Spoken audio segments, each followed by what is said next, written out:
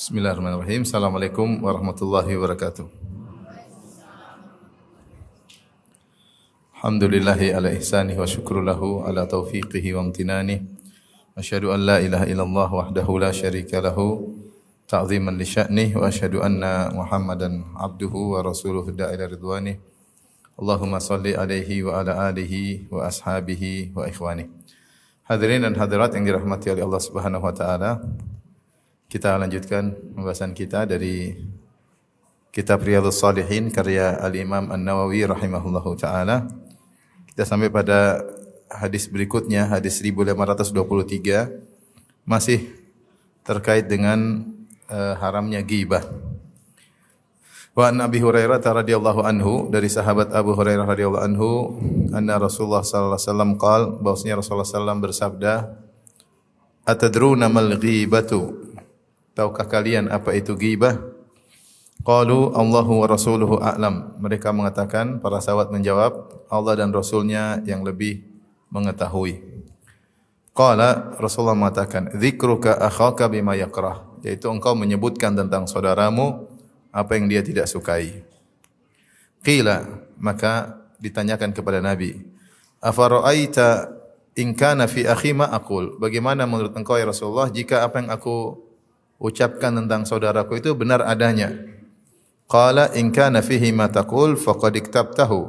Kalau apa yang kau katakan tentang saudaramu memang benar adanya, itulah engkau telah menggibahnya. Wa illam yakun fihi ma taqul faqad bahattahu.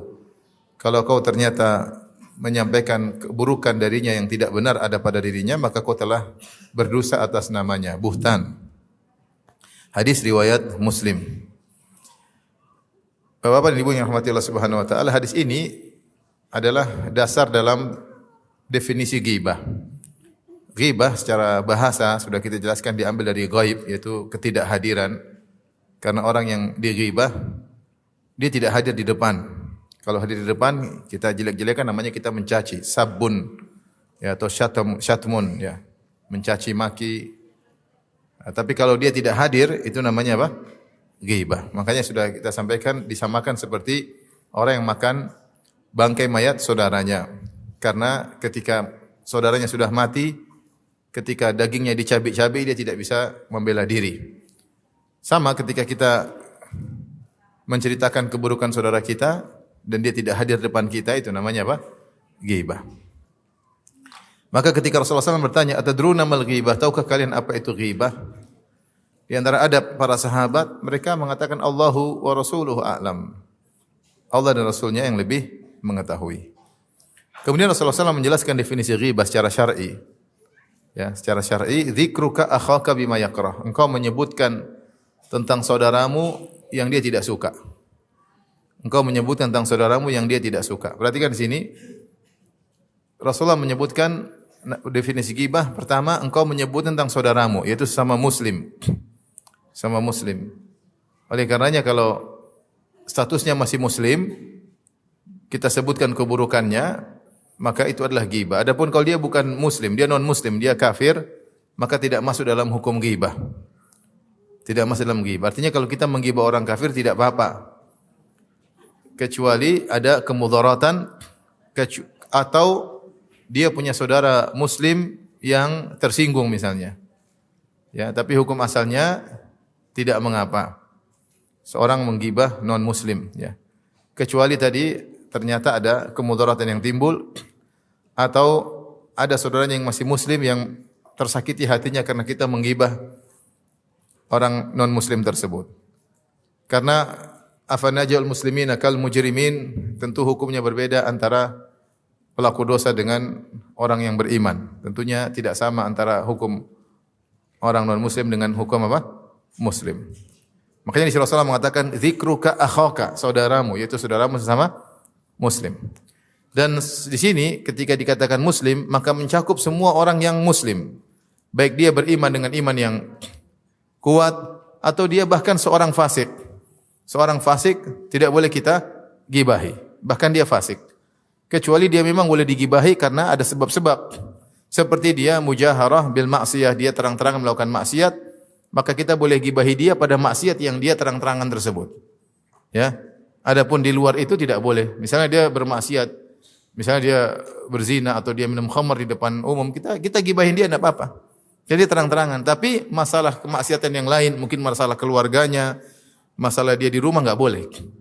Ya, hanya terbatas apa yang dia terang-terangan. Atau sebab lain misalnya nanti akan datang bahasannya. Misalnya kefasikannya berbahaya bagi umat. Dia suka nipu, suka bicara investasi ternyata investasi bodong misalnya, ya. Dan yang lainnya, maka tidak apa-apa. Ini karena ada kemaslahatan. Jadi ketika kita mengatakan zikruka akhauka, engkau tidak boleh menyebutkan tentang saudaramu yang dia tidak suka. Saudaramu di sini mencakup seluruh orang beriman, baik imannya yang benar maupun orang yang fasik. Tidak boleh, kecuali orang fasik tadi melakukan hal-hal yang membuat kita boleh menggibahnya. Jika tidak, maka kembali pada hukum asal, tidak boleh kita menggibahnya. Nanti ada pembahasan khusus insyaallah tentang ma yubahu minal ghibah, yaitu gibah yang diperbolehkan. Sepertinya akan kita bahas nanti setelah lebaran. Karena habis ini kita libur, sampai habis Ramadan ya. Taib. Kemudian Rasulullah mengatakan di antara definisi gibah, bima yakrah, dengan apa yang dia tidak suka. Dengan apa yang dia tidak suka. Di sini bima, bagi yang belajar bahasa Arab dia tahu ma di situ ma al-mausulah. Dengan ma al-mausulah, yang ma al-mausulah dalam kaidah usul fikih memberikan faedah keumuman. Yaitu kau menyebutkan apa saja yang dia tidak suka, terkait dengan jasadnya, terkait dengan agamanya, terkait dengan keluarganya, terkait dengan sukunya, terkait dengan rumahnya, terkait dengan motornya, terkait dengan mobilnya, terkait dengan bajunya. Yang dia tidak suka diomongin, kamu enggak boleh ngomongin. Enggak boleh, dia enggak suka diomongin. Ya. Misalnya ada seorang kurus kerempeng ya. Kita enggak boleh bilang itu si kurus kerempeng ya. Dia memang kurus tapi dia enggak suka dibilang apa? Kurus. Atau seorang gemuk. Kita bilang itu yang gemuk, yang gembrot. Dia gembrot tapi enggak suka dibilang apa? Gembrot. Ibu-ibu kan banyak gitu, gembrot tapi enggak mau dibilang apa? Gembrot. Banyak. Dia enggak suka ya. Kenyataannya dia gembrot tapi dia enggak mau disebut tentang kegembrotannya tersebut, enggak mau. Motornya itu loh, yang motornya butut ya enggak boleh. Meskipun motornya apa? Jelek. Di sini Rasulullah memberikan faedah umum, dzikruka akhaka bima yakrah. Engkau menyebutkan tentang perihal dia dengan apa yang dia tidak sukai. Itu loh laki-laki yang istrinya enggak pakai jilbab itu enggak boleh. Berarti kau mencela keluarganya. Itu loh yang anaknya kemarin distrap di sekolah, enggak boleh. Ya, enggak boleh. Semua yang dia tidak suka enggak boleh kita bicarakan, ya. Semua termasuk apa? Ghibah. Semua termasuk ghibah. Nanti ada ghibah yang dibolehkan nanti habis lebaran insyaallah. Ya. Sekarang kita bicara hukum masalah apa yang haram. Jadi kaidahnya dzikruka akhaka bima yakrah. Engkau menyebutkan tentang saudaramu sesama muslim perkara yang dia tidak sukai, apapun perkara tersebut, tentang rumahnya. Ini rumah kok warnanya merah kuning hijau. Apa urusan mengurus rumah orang ya? Atau kita urus mobil itu mobil yang enggak pernah dicuci tuh, mobilnya enggak pernah dicuci ya. Kamu gibah mobilnya. Kalau mobil orang, mobilnya ya. Dia kalau dengar dia tersinggung atau tidak? Tersinggung. Dia tersinggung. Semua yang dia tidak suka diceritain itulah ghibah. Karena di sini umum. Bima yakrah, ma di sini ma al-mausulah. Terkait dengan agamanya apalagi. Itu loh yang kalau sholat subuh selalu terlambat itu loh. Nah, itu sama. Itu loh ibu-ibu kalau kajian selalu ngobrol itu. Ngobrol sendiri. Iya, atau yang kalau kajian ngantuk ya. Itu kalau kajian main HP melulu itu semua itu berarti kita mencela agamanya. Itu kita mencela fisiknya, kita mencela keluarganya, kita mencela hartanya. Semua dia tidak suka, maka itulah ghibah. Yang paling parah kalau kita menggibahi agamanya. Ya kalau kau mau nasihati, ngapain ghibah di belakang? Datang nasihati. Baik, ketika Nabi menjelaskan definisi ini, maka ada yang bertanya, "Afara'aita in kana fi akhi ma aqul?" Ya Rasulullah, bagaimana menurut Anda kalau yang saya ceritakan tentang saudaraku tersebut ternyata benar? Maka kata Rasulullah sallam, "In kana fihi ma taqul faqad iktabtahu." Kalau apa yang kau ceritakan benar, itulah ghibah ya.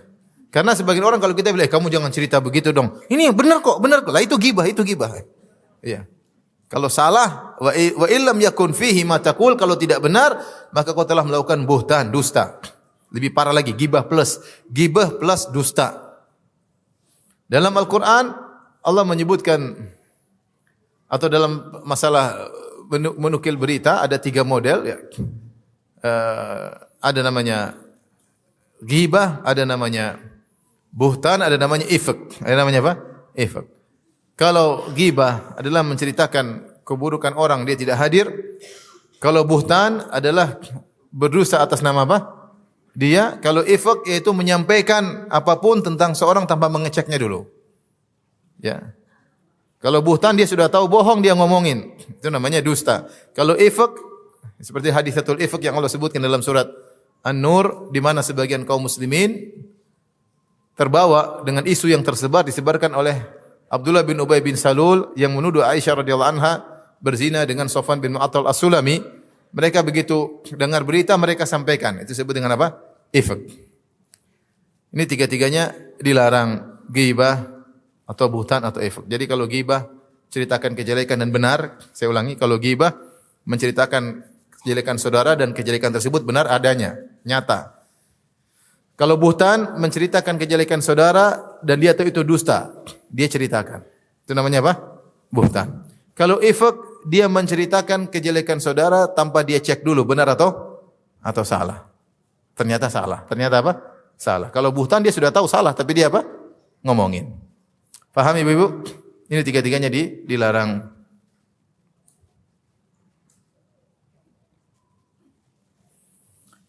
Taib. Dari sini waspada, ternyata ranah gibah itu sangat luas. Ternyata ranah gibah sangat luas. Ibu-ibu apalagi bisa menggibah saudaranya dari sisi sendalnya, bisa itu loh, sendalnya jelek atau dari tasnya, dari jilbabnya, bahkan cadarnya itu loh, cadarnya yang berbunga-bunga. Nah, itu gibah juga.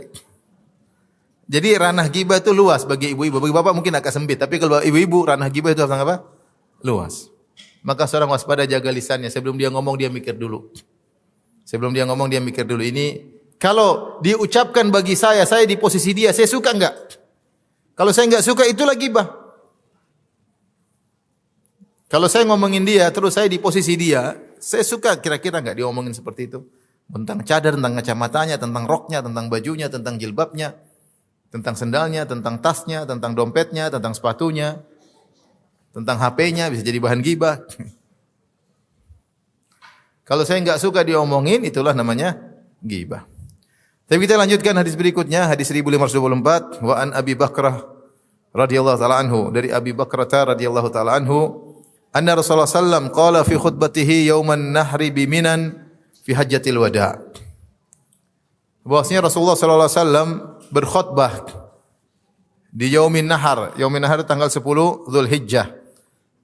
Ada yang mengatakan dia afdalu ayamis sanah. Dia adalah hari yang terbaik sepanjang tahun. Siang yang terbaik sepanjang tahun adalah hari Nahar. Malam terbaik sepanjang tahun adalah malam Lailatul Qadar. Kalau siang yang terbaik adalah hari Nahar, malam yang terbaik malam Lailatul Qadar. Karena di hari Nahar tersebut banyak ibadah yang dilakukan oleh jemaah haji. Di antaranya menyembelih, kemudian mereka tawaf, kemudian mereka sa'i, mereka lempar jamarat, sehingga terkumpul banyak ibadah di hari Nahar. Dan itu hari raya Idul Adha, hari Nahar, menyembelih sembelihan. Biminan, ketika Nabi sedang di Mina, fi hajjatil wada, ketika haji wada. Dan ini haji satu-satunya haji yang dilakukan oleh Nabi ketika Nabi menjadi seorang nabi. Adapun sebelum Nabi menjadi seorang nabi, Nabi pernah berhaji. Kemudian sebelum Nabi berhijrah ke Madinah, apakah Nabi pernah berhaji atau tidak? Khilaf di kalangan para ulama. Tetapi setelah Nabi berhijrah ke Madinah, maka semua ulama sepakat Rasulullah SAW hanya haji satu kali. Setelah Rasulullah SAW berhijrah ke kota Madinah. Adapun sebelum itu ada khilaf dan Rasulullah SAW pernah haji sebelum beliau diangkat menjadi seorang nabi. Sebelum nubuwah. Dan haji tersebut namanya haji perpisahan. Karena dalam haji tersebut Rasulullah SAW sering berkata, khudhu anni manasikakum la'alli la alqakum ba'da amikum hadha. Ambillah dariku tata cara manasik haji kalian, bisa jadi aku tidak bisa bertemu kalian lagi tahun depan. Ibu-ibu coba apa namanya? Biar kasih tempat buat yang lain. Disebut dengan haji perpisahan karena Rasulullah SAW setelah itu tidak lama kemudian sepulang dari haji, maka pada bulan Rabiul Awal tanggal 12 hari Senin beliau meninggal dunia. Baik, kata Rasulullah SAW ketika haji wada, khilaf di kalangan para ulama berapa jumlah sahabat yang ikut haji wada. Ada yang mengatakan 80.000, ada yang mengatakan 100.000, ada yang mengatakan 120.000. Khilaf di kalangan para ahli sirah. Ya. Ada yang mengatakan 80.000, ada yang mengatakan 100.000, ada yang mengatakan 120.000. Bahkan ada yang lebih daripada itu. Karena Rasulullah SAW sebelum haji, Rasulullah SAW bikin pengumuman. Ya, sehingga orang-orang berkumpul semua ingin berhaji bersama Rasulullah SAW. Kemudian Rasulullah SAW berangkat dari Madinah, ada yang bertemu di tengah jalan. Sehingga orang berdatangan kumpul haji bersama Nabi SAW. Di tengah kumpulan manusia yang begitu banyak di zaman tersebut, 100.000, 120.000, maka Rasulullah SAW berkhutbah dengan suatu khutbah yang agung, mengingatkan perkara yang sangat berbahaya terkait dengan mendolimi orang lain. Kata Nabi SAW, Inna dima'akum, sungguhnya darah kalian, wa amwalakum, dan harta kalian, wa a'radakum, dan harga diri kalian, haramun alaikum, haram bagi kalian untuk kalian langgar. Artinya jangan kalian melanggar darah orang lain dengan menumpahkan darah orang lain, karena darah orang lain haram bagi kalian untuk kalian langgar. Jangan kalian mengambil harta orang lain karena harta orang lain tersebut haram bagi kalian. Tidak boleh kalian ambil. Dan jangan kalian menjatuhkan harga diri orang lain karena harga diri orang lain haram bagi kalian untuk kalian jatuhkan. Kahurmati yaumikum hadza, seperti kehormatan hari ini, hari nahar. Bukankah kita memuliakan hari nahar? Kehormatan hari nahar. Fi syahrikum hadza, di bulan ini, bulan Dzulhijjah, bulan Asyhurul Haram, termasuk Asyhurul Hurum adalah bulan Dzulhijjah. Fi baladikum hadza, di kota Mekah. Kota Mekah juga tanah haram. Sebagaimana kalian menghormati kota Mekah sebagai tanah suci Mekah, tanah haram, yang situ diharamkan melakukan macam-macam. Sebagaimana kalian menghormati bulan haram di antaranya bulan Dzulhijjah, ya. Dan sebagaimana kalian menghormati hari nahar tanggal 10 Dzulhijjah, maka hormatilah darah orang lain dan hormatilah harta orang lain dan hormatilah harga diri orang lain. Kemudian kata Nabi sallallahu alaihi wasallam, "Ala hal ballagtu?" Rasulullah SAW tunjuk ke langit, "Hal ballagtu, bukankah aku telah sampaikan kepada kalian? Bukankah aku telah sampaikan kepada kalian?" Di sini tidaklah Nabi menyampaikan isi khutbah ini kepada para sahabat, kecuali ini khutbah yang sangat penting. Kenapa Nabi sampaikan di tengah-tengah mereka jumlahnya sangat banyak? Kesempatan bagi Nabi untuk menyampaikan sesuatu yang penting bagi mereka. Kemudian Nabi sampaikan ketika haji. Dan ini haji perpisahan. Dan Rasulullah SAW beri penekanan. Kalian tahu bukankah ini bulan haram? Ya, bulan haram beda dengan bulan-bulan biasa. Bukankah ini tanah haram? Mina tanah haram. Bukankah ini hari yang mulia? Kalian muliakan ini semua. Kalian tidak berani melanggar di tanah haram. Kalian tidak berani melanggar di bulan haram. Kalian tidak berani melanggar di tanggal 10 Dzulhijjah. Maka perhatikan, inna dima'akum, darah kalian haram. Amwalakum, harta kalian haram. Wa a'radakum haram, harga diri kalian juga haram. Jadi menunjukkan penekanan kepada para sahabat tentang haramnya tiga perkara ini. Dan kita tahu namanya kezaliman. Kita berbuat zalim kepada orang, kembali kepada tiga ini. Tidaklah kita berbuat zalim kepada orang lain, kecuali kembali kepada tiga hal ini. Entah kita menzalimi dia dari sisi darahnya, entah kita zalimi dia dari sisi hartanya, entah kita zalimi dia dari sisi apa, harga dirinya. Nih. Dan seorang berusaha meninggal dunia, tidak berbuat zalim sama orang lain. Berusaha. Tidak berbuat zalim sama orang lain. Karena kata Nabi SAW, ittaqudz zulma fa inna dzulma dzulumatun yaumal qiyamah. Waspadalah kalian daripada berbuat zalim, karena kezaliman adalah kegelapan yang bertumpuk-tumpuk pada hari kiamat kelak. Siapa yang berbuat zalim dia akan menderita pada hari kebangkitan. Siapa yang berbuat zalim dia akan disuruh lewat sirat. Sementara dia butuh cahaya agar bisa melihat sirat, ternyata kegelapan bertubi-tubi menutupinya karena dia berbuat zalim sama orang lain. Ya, sebagaimana perkataan Sufyan Ats-Tsauri, la an alqallaha bisabiina dzamban fima baini wa baina Allah ahwanu alayya atau ahwanu alaihi alayya min an alqahu bi dzambin wahidin fima baini wa bainal ibad. Aku bertemu dengan Allah dengan membawa 70 dosa antara aku dengan Allah, perkaranya lebih ringan daripada aku bertemu dengan Allah bawa satu dosa aku menzalimi orang lain. Kalau dosa-dosa kita kepada Allah asalnya Allah Maha Pengampun. Tapi kalau dosa kita terkait berbuat zalim sama orang, asalnya dia menuntut. Asalnya dia menuntut. Dia butuh pahala, dia ingin selamat. Kalau bisa dia ambil pahala orang, dia akan ambil. Seorang ibu ambil pahala anaknya, seorang anak mengambil pahala dari ibunya. Dia akan tuntut pada hari kiamat. Hari sangat mengerikan. Tapi kalau dosa antara kita dengan Allah, asalnya Allah Maha Pengampun. Makanya Imam Syafi'i berkata, bi'saz zat ilal ma'ad al-udwanu 'alal ibad.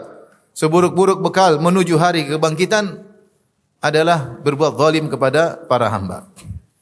Nah, kebanyakan orang ketika berbicara kezaliman, mereka hanya terbatas pada zalim darah dan zalim harta. Mereka lupa di antara bentuk kezaliman adalah harga diri. Suruh bunuh orang dia takut, suruh mukul orang dia takut, menumpahkan darah orang lain. Ngambil harta orang dia takut. Tapi kalau berkaitan dengan menjatuhkan harga diri orang, dia tidak takut. Karena kebanyakan orang menyangka namanya kezaliman itu kalau kita pukul dia, atau kita tumpahkan darah dia, atau kita ambil hartanya, atau kita tipu dia, ini zalim. Tapi kalau kita menjatuhkan harga dirinya, enggak. Dari sini banyak orang bermudah-mudah berbuat zalim dari sisi harga diri orang lain. Dan di antara berbuat zalim kepada orang lain adalah dengan menggibahnya. Inilah maksud dari Al-Imam An-Nawawi rahimahullahu taala ketika menyampaikan tentang hadis ini untuk menjelaskan bahwasanya di antara bentuk berbuat zalim adalah menjatuhkan harga diri orang lain, di antaranya dengan menggibahnya. Maka kita waspada. Sebagian kita begitu hati-hati tidak mau makan haram. Hati-hati, tidak mau makan harta orang lain. Tidak mau makan yang haram, tidak mau makan syubhat. Kalau dia keluar negeri, dia beli coklat, dia periksa dulu. Wah, ini saya enggak berani, takut. Tapi kalau dia makan daging saudaranya, tanpa ragu-ragu. Kalau dia makan daging saudaranya, tanpa ragu-ragu. Karena ghibah adalah makan daging saudara yang sudah jadi apa? Bangkai. Taib. Kita lanjutkan. Hadis berikutnya tentang salah satu model ghibah. Hadis 1525 wa an Aisyah radhiyallahu taala anha, dari Aisyah radhiyallahu taala anha. Qalat, Aisyah bercerita dia pernah berbuat kesalahan. Dan Aisyah sering dalam hadis-hadisnya dia bercerita tentang kesalahan dirinya. Dia mengungkap kesalahannya buat sebagai pelajaran bagi kita. Karena ketika dia berbuat salah, Nabi tegur. Teguran itu perlu sampai kepada kita. Ya, ketika dia pernah mencela Khadijah, maka Rasulullah SAW bantah Aisyah. Aisyah sampaikan tentang keutamaan Khadijah dan dia telah salah. Tapi dia ceritakan, ya, dia tidak menyembunyikan karena ini adalah terkait dengan apa? Ilmu. Seperti ini juga dia pernah menggibah Sofiyah, ya, dan dia salah dan Nabi tegur dan dia ceritakan kepada kita agar kita tidak melakukan kesalahan yang sama. Taib, kata Aisyah radhiyallahu taala anha, qultu lin Nabi sallallahu alaihi wasallam, aku berkata kepada Nabi, hasbuka min Sofiyah kada wa kada. Cukup wahai Nabi, Sofiyah itu begini dan begini. Cukup wahai Rasulullah, Sofiyah itu begini dan begini. Dalam sebagian riwayat qala ba'dhur ruwat, sebagian perawi berkata ta'ni qasirah, yaitu Sofiyah pendek. Sofiyah cantik jelita, cuma dia apa? Pendek, ya. Makanya disebut dalam satu hadis ketika Sofiyah baru nikah dengan Nabi sallallahu alaihi wasallam, kemudian Sofiyah ingin naik ke atas onta, dia tidak mampu untuk naik sendiri, maka Nabi meninggikan lututnya supaya pahanya diinjak oleh Sofiyah agar bisa naik ke atas apa? Onta. Ya. Ini bentuk kasih sayang Nabi kepada istri-istrinya. Dan Sofiyah terkenal apa? Cantik jelita. Wajar namanya Aisyah cemburu sama Sofiyah, wajar atau tidak? Wajar. Karena seorang cemburu kepada madunya, madu cemburu kepada racunnya. Biasa. Makanya dalam bahasa Arab para istri-istri disebut dengan dharair. Dharair itu saling cemburu di antara mereka, saling memberi mudarat di antara mereka. Ya, darair, daratuha ya. Jadi Aisyah cemburu manusiawi ya. Manusiawi ya, seorang wanita cemburu kepada madunya sebagaimana sebelumnya seorang wanita yang sangat mulia Sarah cemburu kepada siapa? Hajar. Aisyah cemburu kepada Sofiyah ya. Kalau ada wanita zaman sekarang cemburu kepada madunya, yaitu ya wajar. Wajar. Karena begitulah sifat wanita. Maka Aisyah radhiyallahu anha menyebutkan kekurangan Sofiyah. Hasbuka min Sofiyah kada wa kada. Wahai Rasulullah, Sofiyah pendek. Tidak disebutkan secara lafal, tapi perawi berusaha menafsirkan. Perawi menafsirkan. Maksud Aisyah, dia mengatakan Sofiyah apa? Pendek. Cantik tapi apa? Pendek. Apa kata Nabi SAW? Nabi kalau, perhatikan sini. Nabi kalau kecemburuan tersebut tidak sampai pada tahapan kezaliman, maka Nabi biarkan. Tapi kalau sudah sampai pada tahap kezaliman, maka Nabi harus berbuat apa? Adil. Ya. Lihat ketika Rasulullah SAW sedang di rumah Aisyah radhiyallahu taala anha dengan tamu banyak di situ. Tiba-tiba madunya atau istri yang lain mengirim makanan, ya, entah Ummu Salamah atau yang lainnya atau Sofiyah. Ada yang mengatakan Ummu Salamah, ada yang mengatakan Sofiyah. Ngirim pembantu bawa makanan ke rumah Nabi sallallahu alaihi wasallam, itu rumah Aisyah. Dan ini mungkin menurut Aisyah menyalahi kode etik ya. Kode etik poligami ya. Sekarang ini Nabi lagi di rumah saya, tamu-tamu, dan mungkin istri yang lain berniat baik untuk membantu membawakan apa? Makanan. Maka ketika Aisyah tahu bahwasanya makanan dikirim oleh madunya istri yang lain melalui pembantu, maka Aisyah pun mukul tangan pembantu tersebut, digoyangkan sehingga piring jatuh, pecah dan makanan berhamburan di depan para tamu. Saya ingin menyampaikan bagaimana sikap Nabi sallallahu alaihi wasallam. Maka Nabi sallallahu alaihi wasallam ketika itu tidak marah. Bahkan Rasulullah SAW memberi uzur kepada Aisyah. Kata Nabi di hadapan para sahabat, "Gharat ummukum, gharat ummukum, gharat ummukum." 3 kali. Ibu kalian cemburu, ibu kalian cemburu, ibu kalian cemburu. Ya, makanya begini. Rasulullah ingin menyatakan ini kesalahan, perhatikan, ini ibu kalian. Aisyah ibu apa? Ibunda kalian. Karena setiap istri Nabi ummul mukminin. Yang kedua, dia begini karena saking cinta kepadaku. Dia berbuat salah ini karena saking cinta kepadaku. Bagaimana saya mau menyalahkan orang yang berbuat salah karena saking cinta kepadaku? Karena cinta kadang membutakan ya. Oleh karenanya kata Nabi, Aisyah cemburu, Aisyah cemburu, Aisyah cemburu. Tapi lihat, Nabi tetap berbuat adil. Maka piring yang dikirim dari rumah istri yang lain pecah, maka Nabi ganti dengan piringnya Aisyah. Piring Aisyah ganti. Ini pecah, zalim kan? Piring orang dirusak, ganti dengan piring Aisyah. Dulu mungkin piring terbatas ya. Kalau di sini piring banyak, kalau marah tinggal lempar-lempar piring ya. Kalau dulu piring terbatas. Jadi piringnya pecah, Aisyah ambil piring baru, Rasulullah ambil piring Aisyah, kemudian makanan diletakkan, tapi piring diganti. Rasulullah SAW tidak marah kepada Aisyah karena kezalimannya bisa langsung diganti. Paham? Sekarang kasusnya lain. Kasusnya lain. Sekarang Aisyah radhiyallahu anha cemburu kepada Sofiyah dan dia mengatakan Sofiyah apa? Pendek. Ini terkait dengan harga diri siapa? Sofiyah. Dan itu benar. Aisyah tidak bos dusta, itu benar. Memang Sofiyah orangnya tidak tinggi. Mungkin dibandingkan Aisyah, lebih tinggi Aisyah radhiyallahu taala anha. Semuanya ibunda-ibunda kaum mukminin. Maka Rasulullah SAW tegur, karena ini kesalahan tidak bisa ditoleransi. Kata Nabi SAW, "Laqad qulti kalimatan law muzijat bima'il bahri lamazajathu." Sungguhnya Aisyah, engkau telah mengucapkan suatu perkataan. Kalau dicampur dengan air laut, maka akan merubah air laut. Akan merubah air laut. Air laut sangat asin, syiddatul muluha, sangat asin. Sehingga kalau ada bangkai-bangkai pun masuk di air laut, tidak berubah air laut tersebut. Banyak kotoran dibuang di laut. Apakah menjadikan laut busuk? Tidak. Bangkai ini, bangkai anu, sampah-sampah masuk ke laut. Kenapa? Karena dia memiliki kekuatan yang sangat asin, air yang sangat asin sehingga dia menjaga kenormalan air tersebut meskipun banyak bangkai yang dibuang. Artinya air tersebut susah untuk dirusak. Kenapa? Karena syiddatul muluha, karena saking asinnya.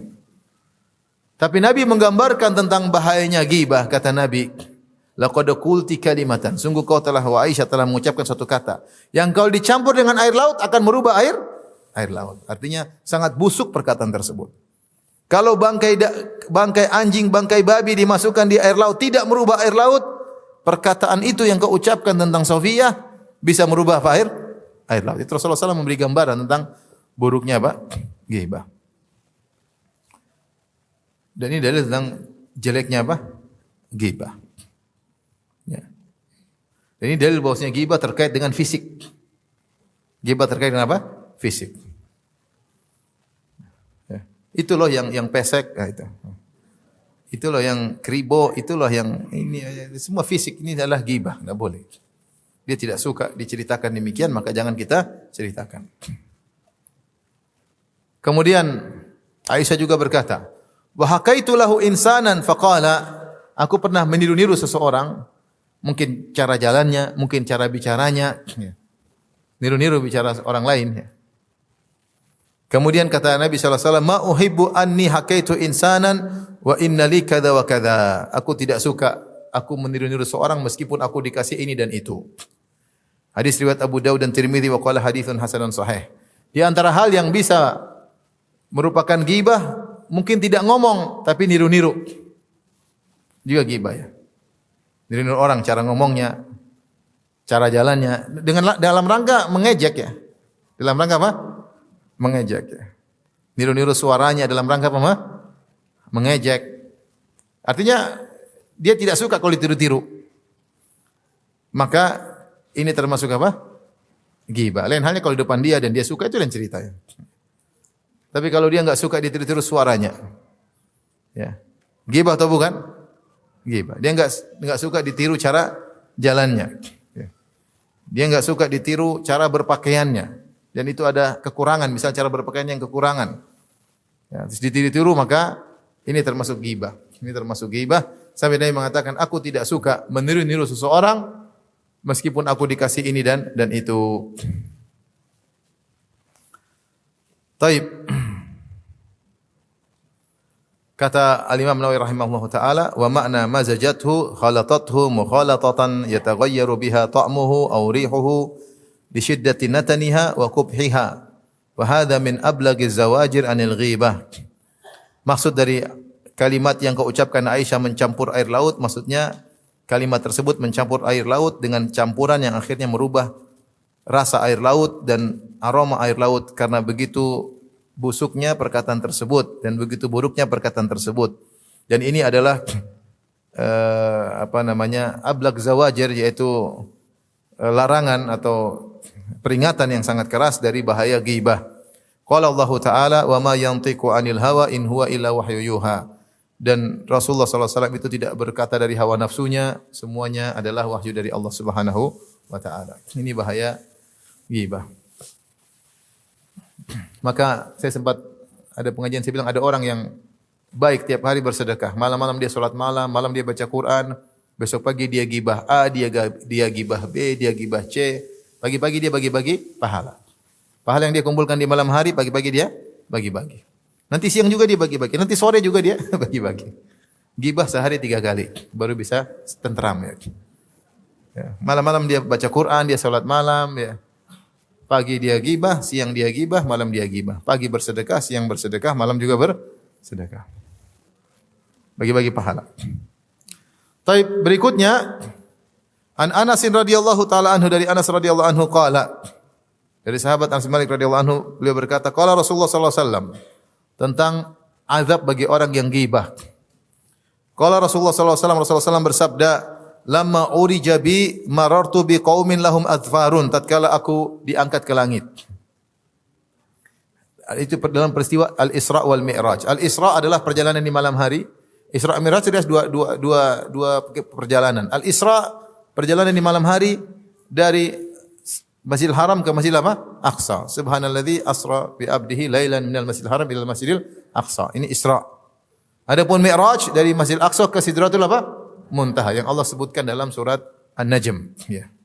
Dalam surat fakana qaba qausaini au adna, ya. Semakin dekat dengan malaikat Jibril kemudian dibawa ke atas.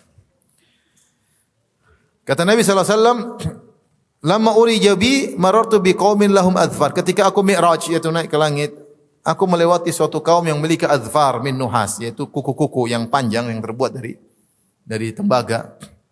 Yakhmishuna wujuhahum, mereka mencakar-cakar, mencabik-cabik wajah mereka. Wa sudurahum, dan mereka mencabik-cabik dada mereka.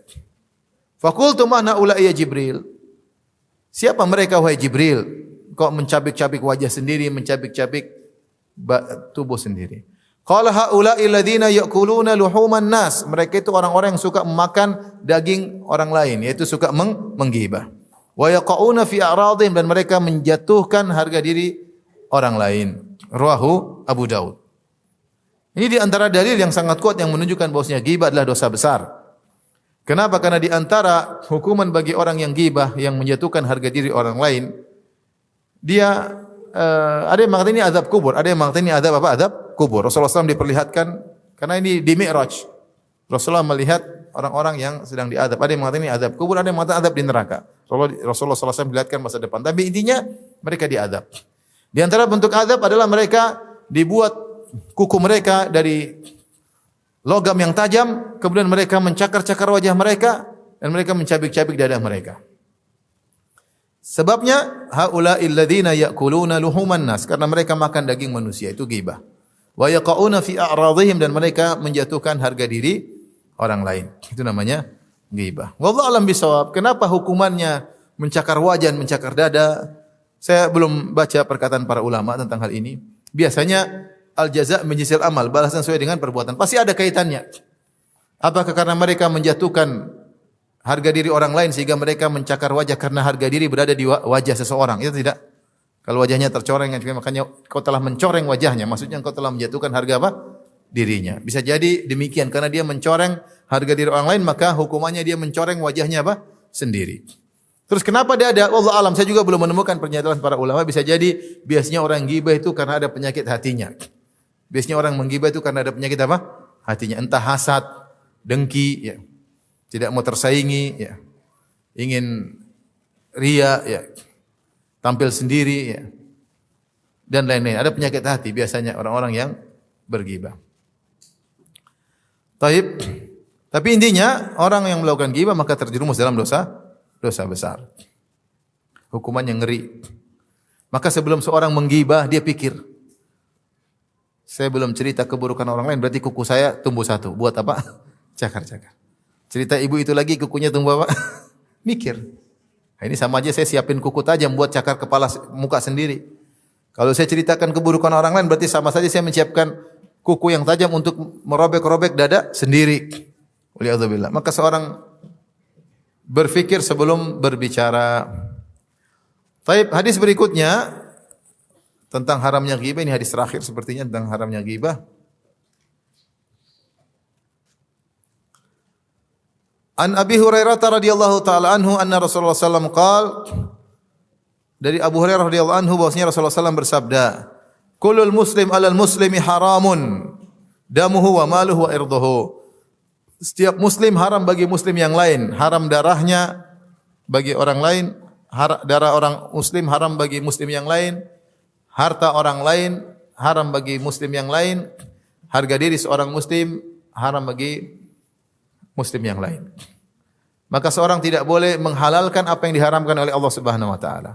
Tidak boleh dia memukul orang, tidak boleh dia menumpahkan darah kecuali memang sudah dihalalkan. Dalam syariat misalnya qisas, ya boleh, kalau qisas enggak ada masalah. Sudah tidak haram lagi tapi jadi halal. Harta tidak boleh kita ambil, ya. Tidak boleh kita menggunakan harta orang kecuali dengan izinnya. Sampai Allah mengatakan hati-hati kalau lagi di masjid. Jangan pakai sendal orang untuk wudu. Kecuali minta izin, itu sendal orang. Dia pakai sendal kulit, kemudian dia lepas sendal kulitnya supaya tidak basah. Dia lihat temannya punya sendal plastik, kemudian dia pakai sendal plastik untuk basah-basah. Tanpa minta izin kepada pemilik apa? Sendal. Ini namanya menggunakan harta orang tanpa izin, enggak boleh. Saya dulu termasuk jengkel juga. Karena sendal saya dulu mungkin kurang bagus atau setengah bagus. Kalau saya ke masjid saya pakai sendal itu sering dipakai untuk wudu. Karena kalau keluar dari masjid ini terus sendal basah itu enggak enak. Ya, sendal basah itu tidak enak. Sendal dia kering, sendal kita basah. Zalim atau tidak? Zalim. Curhat. Jadi basah kadang kan gatal kaki atau apa ya. Dia pakai sendal kulit, tidak mau sendal kulitnya basah, terus pakai sendal orang. Kalau minta izin tidak apa-apa. Ya. Ini sendal orang dipakai diam-diam, kemudian basah. Ya. Jadi darah haram kita tumpahkan, harta orang lain itu haram, tidak boleh kita gunakan, tidak boleh kita konsumsi kecuali dengan izin pemiliknya, dan demikian juga harga diri orang lain tidak boleh kita jatuhkan kecuali ada hal yang membolehkan kita menjatuhkan harga dirinya, sebagaimana akan kita bahas tentang ghibah-ghibah yang dibolehkan setelah Idul Fitri insyaallah taala. Baik. Kita lanjut bab berikutnya, masih ada waktu. Bab berikutnya bab ke-255. Babun atau babu tahrimi sama'il ghibah wa amri man sami'a ghibatan muharramatan biraddiha wal inkari ala qailiha fa in ajaza aw lam yuqbal minhu faraka dhalikal majlisa in amkanahu. Kata Al-Imam Nawawi rahimahullah taala, bab tentang haramnya mendengar ghibah. Jadi ghibah cuma bukan haram yang berbicara, ikut nimbrung dengar juga sama hukumnya. Dan perintah kepada orang yang mendengar ghibah yang haram untuk membantah ghibah tersebut dan mengingkari perbuatan ghibah tersebut terhadap penggibah. Ditegur kalau dia lagi duduk ada orang ghibah, dia bantah orang tersebut dan dia tegur, ya ini ghibah enggak boleh. Kalau dia tidak mampu untuk membantah, tidak mampu untuk menegur, atau dia sudah tegur ternyata tidak diterima, maka hendaknya dia tinggalkan majelis tersebut. Dia tinggalkan majelis ngerumpi tersebut. Saya ulangi, babnya panjang. Bab tentang haramnya ikut-ikut dengar apa? Ghibah. Dan perintah agar orang yang mendengar ghibah yang haram supaya membantah ghibah tersebut dan mengingkari tukang ghibah tersebut. Kalau dia tidak mampu untuk mengingkari penggibah tersebut, atau dia sudah mengingkari ternyata nasihatnya tidak diterima, maka hendaknya dia meninggalkan majelis tersebut. Paham ibu-ibu? Yang penting ibu-ibu. Ibu-ibu kumpul ghibah. Bapak sih biasanya ekonomi, biasanya bicara bisnis ya. Paling-paling ketawa-ketiwi bicara poligami, paling-paling.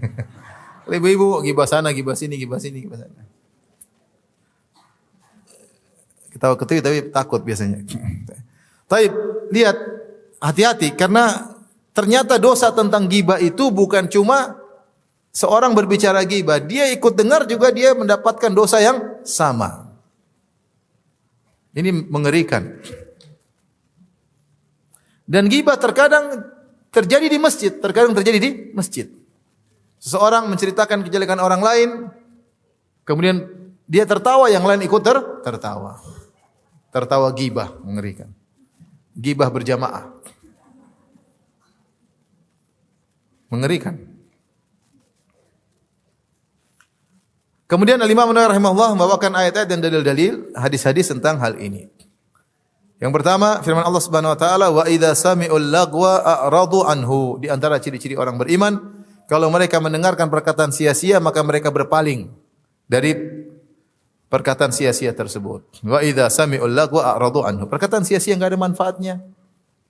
Ini yang enggak ada manfaatnya saja mereka berpaling, apalagi yang haram. Duduk 1 jam dengan orang tidak ada manfaatnya, bukan dosa, tapi enggak ada manfaatnya. Ngapain saya buang umur 1 tahun, 1 jam untuk dengar perkataan yang tidak ada faedahnya.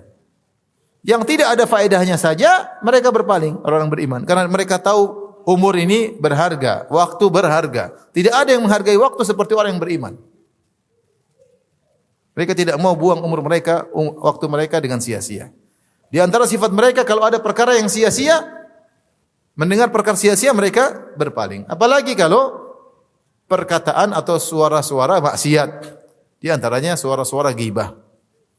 Maka mereka berpaling dari mendengar hal tersebut. Kemudian juga Allah menyebut tentang ciri-ciri orang beriman lagi. Walladzina hum 'anil lagwi mu'ridun. Qad aflahal mu'minun alladzina hum fi salatihim khashi'un walladzina hum 'anil lagwi mu'ridun.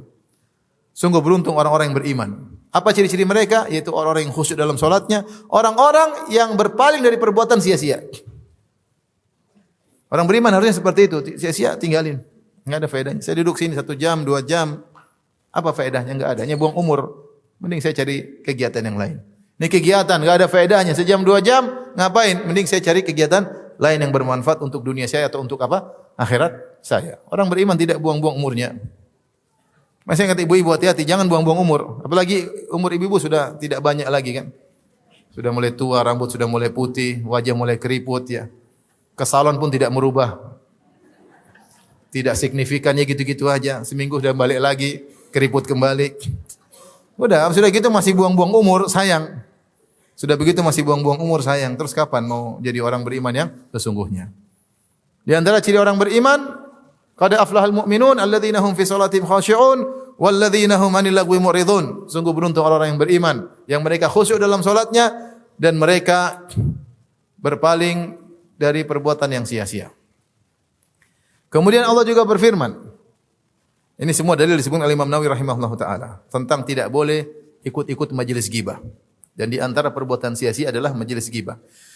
Ayat berikutnya dalam surat Al-Isra ayat 36. Inna sam'a wal basara wal fuada kullu ulaika kana anhu mas'ula. Sungguhnya pendengaran, penglihatan dan dada, hati semuanya akan diminta pertanggungjawaban.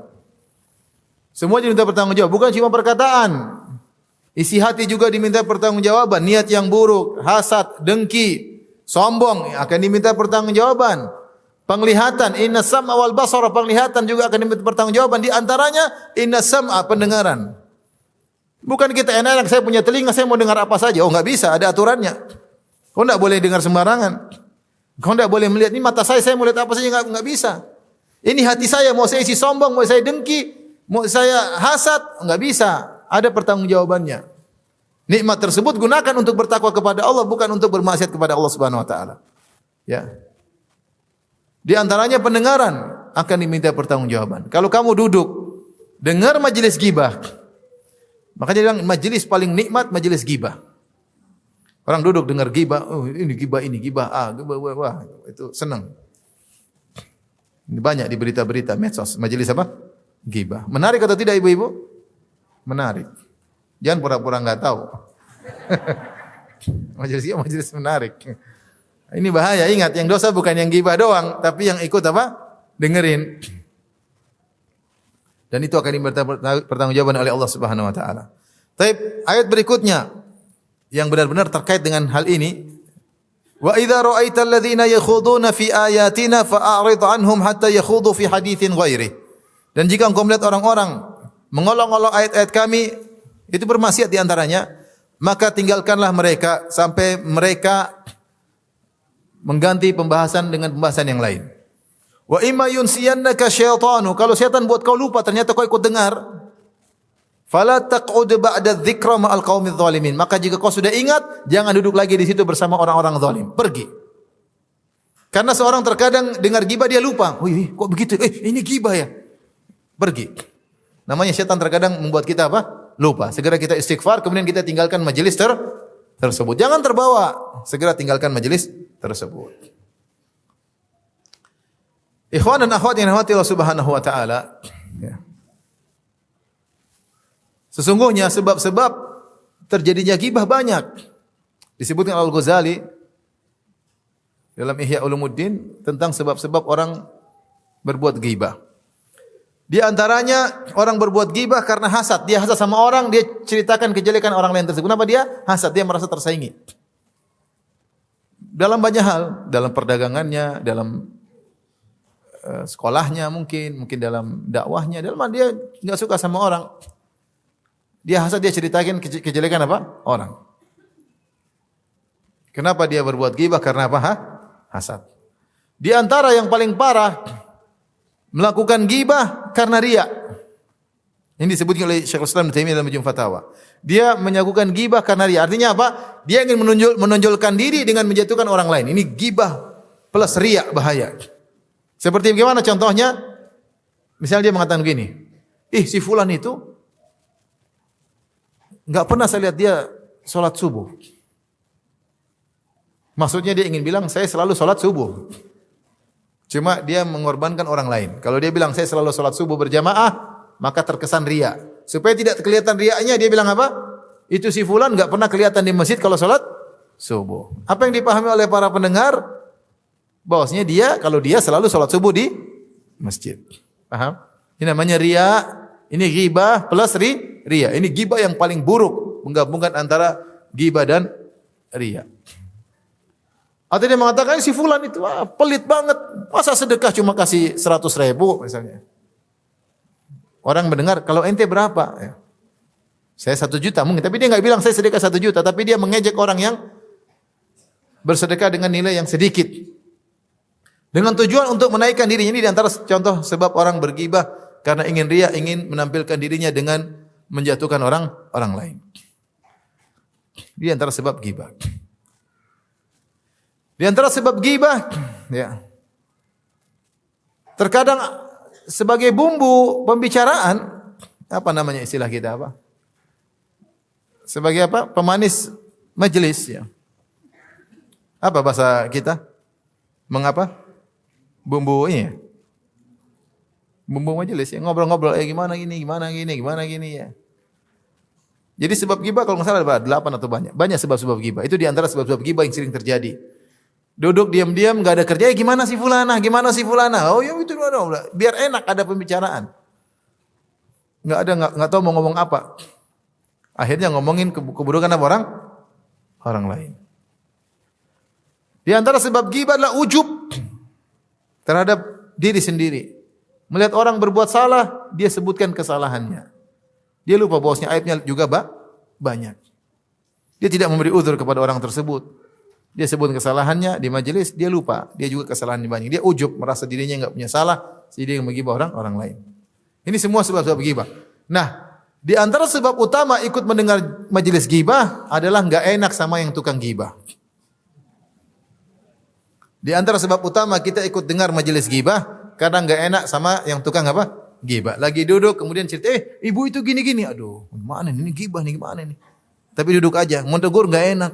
Nanti ini belum makan siang, saya sudah tegur, nanti saya pulang. Kalau ghibahnya habis makan siang, saya pulang. Masa saya pergi sekarang belum makan siang? Jadi maksudnya enggak enak sama teman, mau negur enggak enak. Nanti pertemanan gimana? Ini enggak enak ini akhirnya ikut dalam majelis apa? Ghibah. Oleh karena di antara sebab ikut mendengarkan majelis ghibah karena enggak enak sama teman. Khawatir kalau dia mengingkari akan merusak suasana. Maka jangan ragu-ragu kalau kita sayang sama teman kita ada yang ghibah, kita bilang maaf ukti. Jangan-jangan kita kelewatan batas nih. Jangan kayaknya ini enggak benar, ini kayaknya ghibah. Tapi dia benar. Iya, kalau dia benar kamu harus tegur langsung. Kita enggak pantas ngomong di sini. Ini ghibah. Kita harus melatih diri untuk bernahi mungkar dengan cara-cara yang lembut, ya. Kayaknya tunggu dulu, enggak benar, tunggu dulu. Tegur. Itu namanya kita sayang sama teman kita. Jangan kita biarkan dia ketawa-ketawa, kita juga ikut apa? Ketawa-ketawa. Ikut namanya ghibah berjamaah, ya. Taib. Nah, dianjurkan kalau ada majelis ghibah, kita tegur. Kalau dia tidak mau, jadi kalau ada majelis ghibah, yang bisa kita lakukan, pertama kita tegur dia, bernahi mungkar. Kalau bisa kita bela orang yang digibahi. Kamu jangan begitu. Dia juga orang dia biasa, memang dia salah tapi dia juga baik. Kamu jangan begitu. Ini saudaramu. Kita bela orang yang apa digibahi. Dalam satu hadis, ya apa barang siapa membela harga diri saudaranya, Allah akan membela dia dari neraka jahanam. Pahalanya besar. Pahalanya besar kita membela harga diri apa saudara kita. Ya. Yang kedua, kalau dia tidak mampu untuk mengingkari, maka dia pergi dari majelis tersebut. Pergi. Saya minta izinnya. Kenapa saya enggak enak? Dia tidak bisa menjelaskan, takut. Maka pergi. Kalau dia enggak bisa pergi juga, kata para ulama terpaksa dia berzikir. Astagfirullah, astagfirullah, astagfirullah. Biar dia enggak dengar itu ghibah. Sibukkan itu dengan astagfirullah, astagfirullah. Kalau pasang astagfirullah udah. Kalau terpaksa. Kalau enggak mampu dia pergi dari tempat tersebut. Karena ada mudarat yang lebih besar. Sibukkan dirinya dengan zikir yang membuat dia lalai dari mendengar ghibah tersebut. Yang paling utama adalah kita membela saudara kita yang digibahi. Tapi kita bacakan hadisnya. Al-Imam An-Nawawi rahimahullah membawakan hadis pertama, wa an Abi Darda radhiyallahu anhu, dari sahabat Abu Darda, ani Nabi sallallahu alaihi wasallam, dari Nabi sallallahu alaihi wasallam qala, man radda an irdi akhihi raddallahu an wajhin nar yaumal qiyamah. Ini saya sebutkan hadis riwayat Tirmizi, qala hadisun hasan. Kata Nabi SAW, siapa yang membela harga diri saudaranya, maka Allah akan membela dia dari neraka Jahannam. Api neraka mau mengenai dia, Allah halangi. Kenapa? Selama ini dia membela harga diri saudaranya. Ini antara seperti sebagian ulama yang menulis ketika ada ulama yang dijatuhkan dengan tidak benar maka dia bantah. Ini di antara membela harga diri saudara, membela harga diri para ulama misalnya. Jadi di antara pahala yang besar jika ada orang digibahi kita bela dia. Kita bela dia.